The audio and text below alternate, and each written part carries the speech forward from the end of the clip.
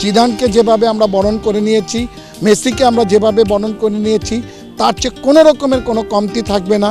আমরা তাকে বরণ করে নিব। তুমি ভালোবেসো শুধু আমাকেই, হৃদয়ে ধরে রেখো শুধু আমাকেই।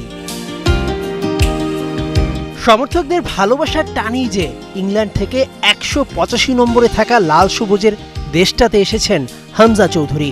38 জনের ঘোষিত স্কোয়াডে একজন এখন ঝাঁকড়া চুলের ছেলেটা। কি দারুণ অনুভূতি! ক্যালেন্ডারের পাতায় মার্ক করে রেখেছে ফুটবল পাগল বালকটা। কাউন্টডাউন শুরু, আর মাত্র 42 দিন।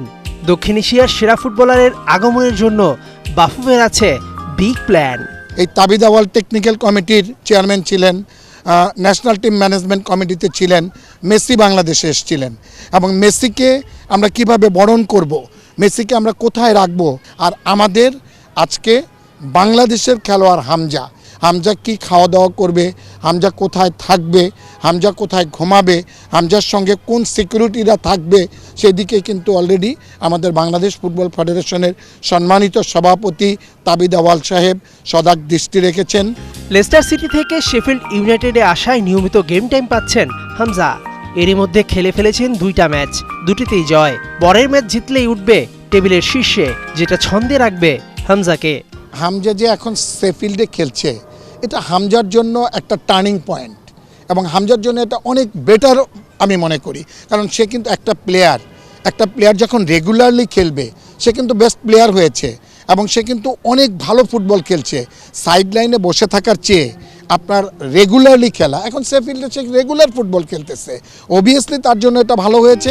28 ফেব্রুয়ারি ক্যাম্প শুরু করতে চান কোচ হাভিয়ের কাবরেরা। 20 মার্চের মধ্যে বাংলাদেশে আসবেন হামজা। তারপর দলের সঙ্গে 25 মার্চ যাবেন ভারতে। বাফুফে নিয়মিত এসব আয়োজন সুষ্ঠু করতে ইন্টারনাল মিটিংয়ে বসছে। হামজাকে যে ইন্ডিয়াতে আমরা খেলার জন্য নিয়ে যাব, সেই ক্ষেত্রে তাকে যত রকমের সিকিউরিটি দেওয়া দরকার, সেই দিকে কিন্তু আমরা সজাগ দৃষ্টি রেখেছি। সে যদি চার্টার্ড বিমান পিসফুল মনে করে এবং সেখানে আদৌ এয়ারপোর্টের সুবন্দোবস্ত আছে কিনা। হামজাকে নিয়ে অনেক আয়োজন, তা বাস্তবায়ন করে পাইপলাইন সমৃদ্ধ করতে পারলেই আসবে পূর্ণতা। বাংলাদেশিরাই একদিন এশিয়ায় ছড়াবে মুগ্ধতা। মেহেদী নাইম, ৭১।